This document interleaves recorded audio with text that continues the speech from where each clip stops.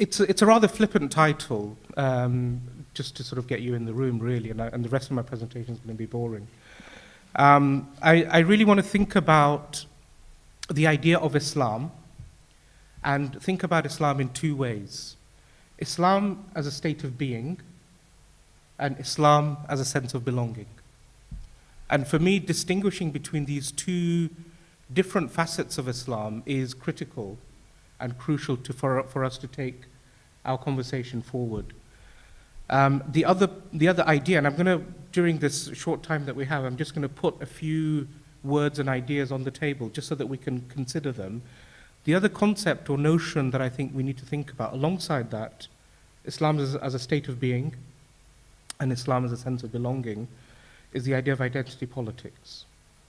So there are five broad Arabic terms, Muslim terms, that I want to put. Some of them are very obvious and their meanings are quite clear. Well, all of them are really.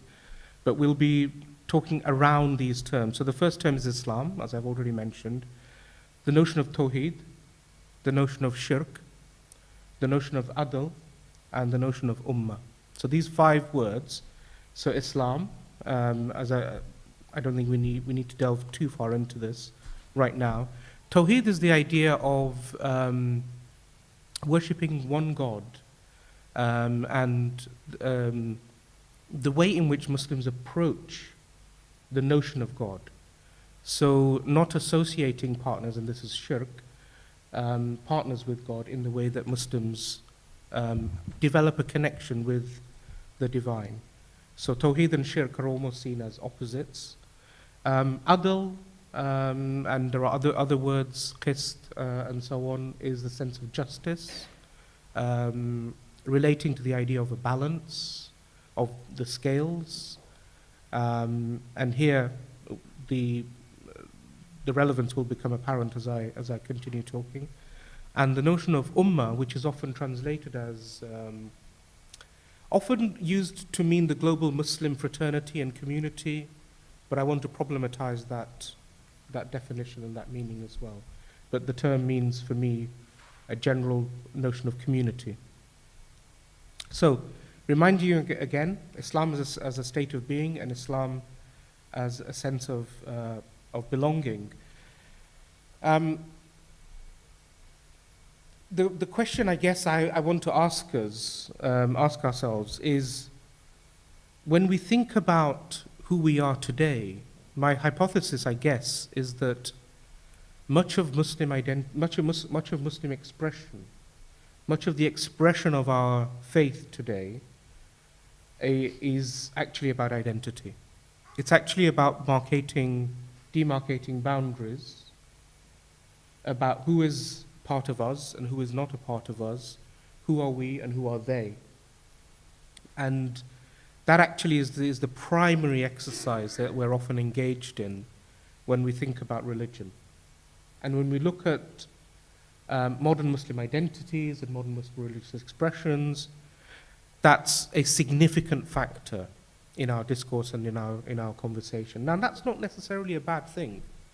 You know, identities are natural and normal, and they're a part of all of us. All of us need to know who we are and how we locate ourselves in the context of the cosmos around us. But Islam gives us certain teachings in terms of how we mediate and manage that sense of belonging and that sense of identity. So, for example, when we look at the Quran, and when the Quran uses the word Islam, it uses it in actually quite a complex way, in a way that I think we've collapsed the meaning of. So that we often, you ask a young person, what is Islam? Well, Islam has 5 pillars, and we believe in this, and we do this and do that. But yet, the Quran it could quite easily define Islam in those words and in those terms, but it doesn't do that. When the Quran uses the term Islam, it talks about, for example, people like Abraham. We named him. We are naming you as Muslims and as those before you who are Muslims. And so immediately when you look at a verse like that, you begin to think, okay, so Islam for us is, on the one hand, the religion that began with Muhammad in the 7th century in Arabia, that we all know and recognize. Yet at the same time, it's also the name of an ancient tradition that goes back to Abraham. And if you look at the scripture more broadly, beyond Abraham. So in one sort of breath, it is something ancient and traditional that connects with all of these teachings, and at the same time, it is the name of something that emerged in Arabia in the 7th century. So immediately you see that the idea of what is Islam is far more complex than just the name of this religion that people say has 5 pillars and so on. You probe a little bit deeper and you see that actually not only is Abraham a Muslim, the birds and the trees and the animals are Muslim. The whole of creation is Muslim. Okay, so Abraham, I can understand how he can be Muslim. He can receive revelation from God and he can submit to it. But what about the birds and the trees and the planets and the cosmos? How do they become Muslim? So they become Muslim by following a natural order, a natural state. So the hypothesis of Islam, the vision and the outlook of Islam is that in the process of creation, there is a natural order to things. And whatever is in that natural state is Muslim. So that actually becomes the most profound definition of being Muslim. It is to be in a natural state of being. So this begins to become a little bit more esoteric now, doesn't it? We start to get into some of the depths that I can't take you through. I don't have that knowledge myself. People like Rashad here might be able to help us a little bit further. But we begin to see that actually this thing that we saw as a very simple idea is slowly becoming more and more complex. And then we hear in the Quran, okay, so there are other people before you who came, people that we might call Jews, that we might call Christians, and other religions are mentioned. And in the hereafter, God is saying, they have nothing to fear, nothing to grieve from. That's a common phraseology that's used in the Quran to talk about salvation in the next life. So yeah, okay, so I'm a Muslim, and many Muslims will believe they accept the religion of Islam because this is the thing that will give them bliss, salvation, nothing to worry about in the afterlife, and a good way of living in this life. But actually now the Quran is saying all these other people are also entitled to the same privilege. So what's going on? So as we explore around this theme of what is Islam and what does it mean to belong to this religion of Islam, we actually begin to see more and more a more complex picture emerging. Next to that, I want to put the idea that actually then, when we think about previous forms of revelation, even the idea of revelation, when we look at our tradition, so there's a novel that was written by Ibn Tufail called Hayy ibn Yaqdan. And although it's a novel, but this very short tract, and it's a story of a young boy who grows up on an island without human contact. And the journey of this young person in coming to faith. So Ibn Tufail here is advancing the argument that actually you can come to faith with no human contact, i.e. you don't need revelation to come to faith. Because it's something that's in our DNA. It's something in the way that, from a Muslim perspective, we would say the breath of God. The way that God breathed life into us gives us a yearning for a spiritual truth, a return, that keeps the human spirit keeps pushing to discover, to find truth. And so actually even the revelation then in our tradition is complexified. And people talk about two forms of revelation: the revelation in nature and the revelation in the book. So these ideas that we often take in fairly simple terms have quite, quite deep meaning behind them. Then the notion of community. So we know what a community is, and if you ask most Muslims, what is your community, they'll have a sense, an understanding of what that community is, who belongs, who doesn't belong, and so on. So again, to complexify this a little bit, you can see what I'm trying to do. When the Prophet goes to Medina, and the mithaq of Medina, the contract of Medina is written down, the word ummah is used to describe people who live in Medina. This group, this Jewish tribe, the Muslims, all together form the ummah. So here the Prophet is using the word ummah to mean something that is not exclusively Muslim. And yet today the term ummah often means Muslims only. And it has this very definite exclusive meaning in the way that it's commonly used particularly by activists and people at a grassroots level. So that's one thing that takes this idea of a community and moves it further. The Prophet teaches us, help your brother whether he is oppressing or oppressed. And the companions say, we know how to help someone who is being oppressed. How do we help the oppressor? The Prophet says, stop that person. The Quran tells us that the truth is the most prevalent thing. Stand up for justice even if it is against yourselves or your kin, your relatives, your siblings, your parents, your sons, your daughters. Justice is paramount. So again, we hear this, we see this idea of a community of people, the people that we are with and how we interact with the people that we are with, to be based not on lines of blood, definitely, because Islam came in a very tribal environment and worked hard to move away from this tribal association of people, but actually not only of faith either. It's not just your religious similarity that is to bind you together. It is your pursuit of justice. It is standing up for truth. It is a common sense of the truth, a common sense of the good. This is the thing that should bind you together as a people.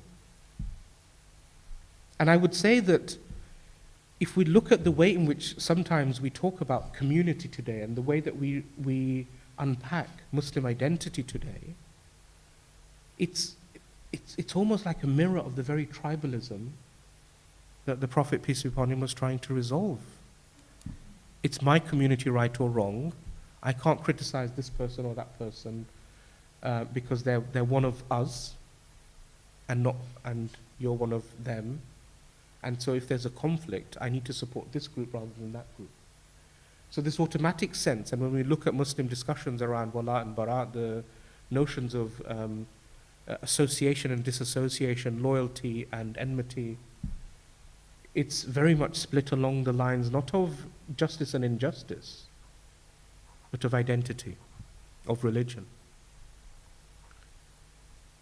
So when we put all this together, and if we imagine that if we take on this sense of identity and we make it into an identity politics where it's about an us and them, it's about my community versus that community, or my community versus the others, not rooted in justice, but rooted in simply a sense of belonging, then actually what happens is that the paraphernalia that Islam puts in place to cope with this mechanism of identity, ethics, spirituality, morality, philosophy, these things get all pushed to the background, and only the politics of your identity remains and stays in the foreground.